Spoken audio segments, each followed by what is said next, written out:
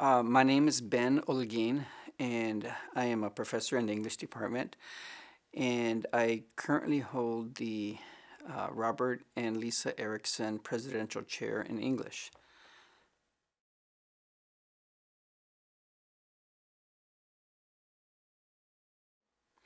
Well, I'm in the English department, and within the English department, really I work in the field that is known as literary and cultural studies. In literary and cultural studies, what we really do is we examine literature across time and place, but we've also evolved the discipline to incorporate the arts in a broader context. So we study film, we study in some courses musicology, for instance. You know, music involves lyrics. Lyrics are poetry. It's a very natural fit. Um, and to a certain degree, we also examine the visual vernacular, visual forms of writing. I mean, we can do everything from a glossed text from a medieval era to graffiti art in an urban barrio. So the field is very expansive. So in English, you study English literature from the medieval period to the present, um, but you also study discourse across the literary and popular arts.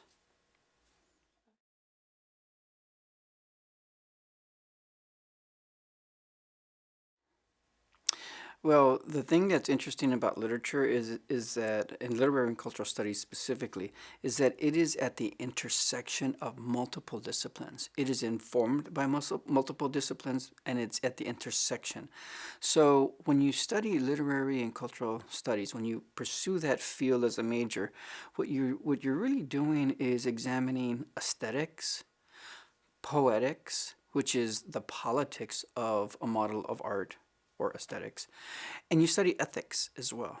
You study history, you study politics, you study human culture broadly defined, you study specific historical periods. So, in all throughout, what we're doing really in this field and what students would do if they major or minor in English is study art and politics across time and place with attention to the beauty of art and the complexity of art, but also to the complexity of the political context in which this art is produced and consumed.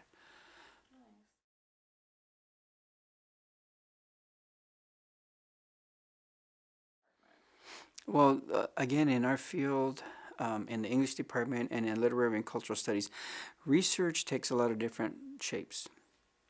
At one level, we offer, creative writing, and you learn the craft of writing, poetry, prose, fiction, nonfiction, etc. Um, but we also study creative critical discourse. There are courses where you can take or you can undertake study in writing that is both reflexive, that is loosely defined autobiographical, but also engage in political issues and in dialogue with various other writers and or issues. And you can also, of course, and this is really what the literary and cultural studies field is defined by, you can also study um, the literature that's been produced by people throughout the world. Um, it could take the form of poetry, it could take the form of prose, it could be theater, and significantly in our department here at UCSB, it is very international.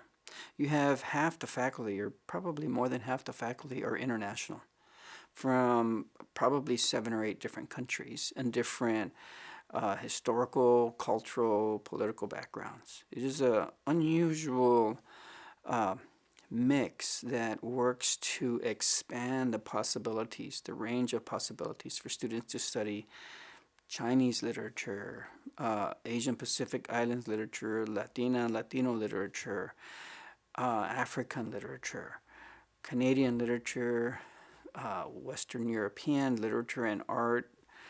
The possibilities are endless in our department, and the combinations are endless.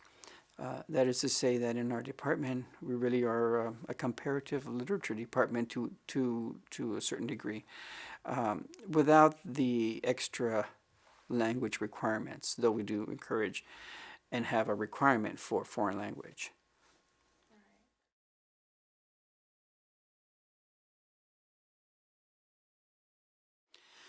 Well, the thing that I like most about this field, the literary arts and literary and cultural studies, is that it is, as I said, at the intersection of so many disciplines that you can really enter into the study of human culture, the study of art from a lot of different perspectives. And for me, as an undergrad and as a graduate student and also as a faculty, I was able to use this discipline to do research that mattered to me and to my family, to my community, and I think to people throughout the world.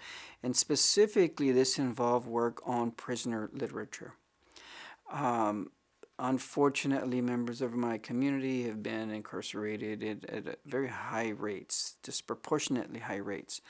There are a lot of issues related to that, and my study of literature enabled me to explore that. In fact, I have a book and articles about this very issue. And it was very important for me to produce that book because it was a book not just about the literary and cultural studies that's being produced from prison. It was an opportunity for us to listen to prisoners, what they were saying and writing, to see if we can gain another perspective on the entire context that surrounds incarceration in this country and in other countries. So what I like to say is that research in this field really can involve what we call me search, that is, research focused on oneself. But it doesn't end at oneself. It's just a path to really make bigger observations. But it can start with the self. It can start with your personal concerns. And literature really invites that. Literary and cultural studies is probably the only discipline, maybe except for the visual arts, an MFA or undergraduate art major. Really, aside from the arts, literature is probably the discipline that is most inviting of me search.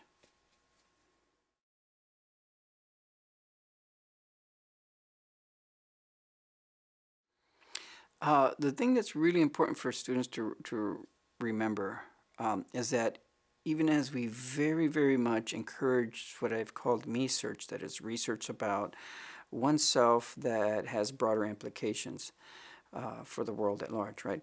Um, is that it's still very, very rigorous. It is intensely rigorous. Um, it is metacritical. That is to say that this is not a class where we just engage in navel gazing and just this is not just a fun class, though it is fun. It's not just an easy class, though reading literature um, involves a lot of pleasure. It should. It actually is hard work because we are asking big and difficult questions. We are really interrogating the writers as artists, but also as producers of political discourse. So it is a lot of work, and you do a lot of reading, and it is going to be intense.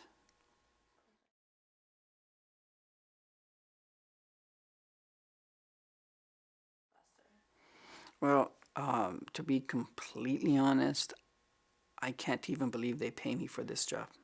For really, it's um, I get to come to work every day and read and learn with students, and that's the most important part.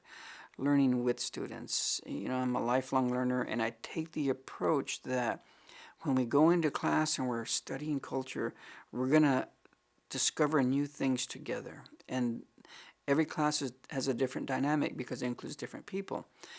And the thing that keeps this fresh is that students are coming with different lived experiences, different cultural practices, different musical tastes, political positions, etc. And they bring all that into a classroom and they create a unique dynamic that exists only that day. and it's just a fresh experience. It's like going to a concert and hearing a lot of different notes that all sounds really wonderful, and you feel enriched afterwards. And usually, throughout the end of a course, there are very many views I thought I had clear that get challenged, and they continue to evolve. So that is exciting. It's a lifelong learning experience. So that's what keeps me as a professor. I went into this field because it, as I said, enabled me to explore things that were very important to me, but also enabled me to examine very important political and cultural issues throughout the world and in specific places in the world through the literary arts and cultural studies, which I said is at the intersection of multiple disciplines. If I were in a different discipline, I might only be able to use certain methods allowed in that discipline. This discipline has has absorbed many other disciplines: anthropology, sociology, psychology, history. And this has enabled us to really have a vigorous, eclectic, interdisciplinary understanding of art and human culture, and in a bigger picture, political history as well.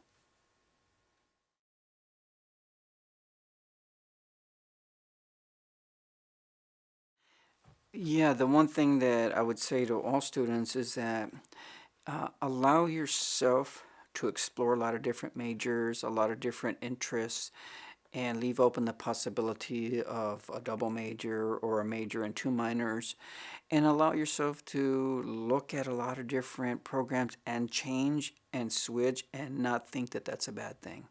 It's okay. Because the decisions you make now, really over the course of 3, 4, 5 years, become a pathway for the rest of your life. And it's best to change now than later. 20 years when you're in a career that is not working for you, or you're not in a career because you didn't make the choices now that would facilitate that. And as you're considering and thinking about your major, your minor, your career options, um, make sure that it's something you want to get up to every day and do, and not something that's just going to enable you to make money to live a life that you think you want to live. Because if you do pursue that career, you will be able to find work. Some are more lucrative than others, but on balance, you will be able to cobble together a life. And the best thing in this search, in this experience as students, is that you get to choose something that you're going to want to do, at least as far as you know now, for a good portion of the rest of your life. So take this seriously, check out a lot of different majors, and keep in mind that this is your opportunity to make the university work for you, and not just some regimen that requires you to jump through one hoop or another. There's some of that, but you can claim ownership of the university so it works for you.